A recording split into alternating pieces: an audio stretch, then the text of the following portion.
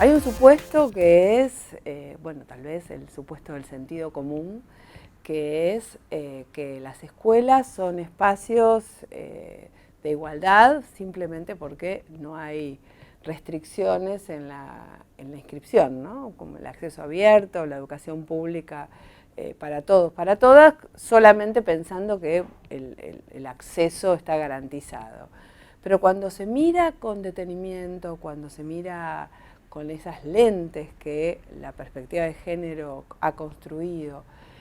los procesos educativos, los procesos de la vida cotidiana, se ve que en todos los niveles de la educación, es decir, desde el nivel inicial hasta la universidad, la transmisión de estereotipos, la transmisión de ciertas miradas tradicionales, que llamamos las hegemónicas, respecto de lo masculino y lo femenino, es mucho más habitual que lo que parece. Mirando las prácticas cotidianas se ve que no son neutrales en términos de género. ¿Y por qué no son neutrales? Justamente porque en educación usamos algunas categorías para entender, pensando los planes de estudio, es decir, el currículum de lo que se enseña, lo que se aprende formalmente, las disciplinas, los campos disciplinares, no fueron ajenos en su construcción a ciertas relaciones de saber-poder que tienen que ver con el patriarcado. Entonces, los saberes de referencia del currículum, lo que se aprende, lo que se enseña, fueron construidos en un marco, por ejemplo, de fuerte invisibilización de la participación femenina en las sociedades, ¿no? Hay otra dimensión que llamamos el currículum oculto, que tiene que ver con lo que se enseña y lo que se aprende en las escuelas, que no está totalmente escrito, pero que está de alguna manera transmitido en lo que llamamos expectativas de comportamiento, expectativas de rendimiento. Ahí tiene que ver una dimensión mucho más sutil, que es lo que se habilita y lo que se censura. Por ejemplo, en chicas y chicos, ¿no? O lo que se silencia, y esa es la tercera dimensión de este currículum, que llamamos currículum nulo u omitido, que es de qué no se habla en las escuelas y que tiene que ver con los intereses de las diferentes identidades sexogenéricas que en las escuelas están, y en particular los intereses de las mujeres.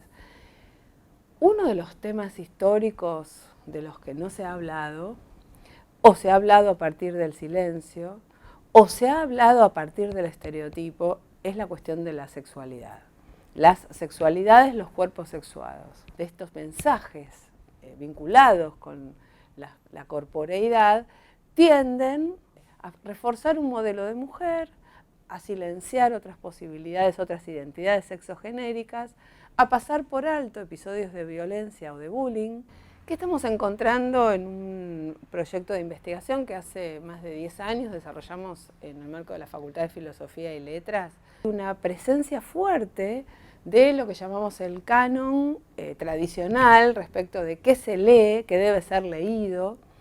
o una escasísima crítica del sexismo en el lenguaje, por ejemplo, cuando hay una acumulación como muy importante en la academia, ¿no? O sea, esto pasa en las escuelas. En el área de formación ética y ciudadana, que podríamos, en la Ciudad de Buenos Aires se llama educación cívica, hay una fuerte omisión de toda la producción normativa, jurídica, nacional e internacional, que visibilizó la problemática de los derechos de las mujeres, por ejemplo, pero en general de las identidades sexogenéricas, todavía porque no han logrado perforar ese límite del currículum, ¿no? O sea, ¿qué se enseña en educación cívica? Todavía no estamos hablando de la Convención para la Eliminación de todas las formas de discriminación hacia las mujeres, o de la ley contra la violencia contra las mujeres, que recién ahora y hace muy poquito se hizo otra ley obligando a hablar de violencias de género. Quiero decir, y sería muy largo dar ejemplos, pero si pensamos en cada área del currículum escolar y en todos los niveles, pensemos en la educación física, pensemos en la educación artística, en la historia, inclusive en la enseñanza de las ciencias exactas, en donde todavía se tramitan algunos estereotipos relativos a la capacidad de las mujeres en las ciencias exactas. Ningún área del currículum está ajena, ninguna práctica cotidiana está ajena y ningún nivel está ajeno. Cada uno con su especificidad, obviamente. El nivel inicial, el jardín, tiene que ver con el conocimiento, la exploración del cuerpo, del propio cuerpo, del cuerpo del otro, de la otra, los primeros juegos de roles. Lo mismo en primaria, en secundario y en la universidad. Hay una categoría y hay un proyecto político que se está desarrollando y yo creo que es una de las experiencias políticas más interesantes de articulación entre la producción de la academia, los movimientos políticos y sociales, la decisión política gubernamental del Ejecutivo, del Legislativo, que fue la Ley de Educación Sexual Integral que se votó en el 2006. ¿Qué establece la Ley de Educación Sexual Integral? Orientada por todas estas luchas y todas estas investigaciones, la Ley de Educación Sexual Integral intenta, por un lado, sacar a la sexualidad de lo que ha sido y sigue siendo la mirada como más corriente de la sexualidad. Esa mirada sobre la sexualidad es una mirada muy restringida porque la está reduciendo a la dimensión biológica o biofisiológica, ¿no? Lo que la Ley de Educación Sexual Integral establece es que la sexualidad y la construcción social de los cuerpos deben ser abordados en la complejidad que la construcción social tiene. Porque los cuerpos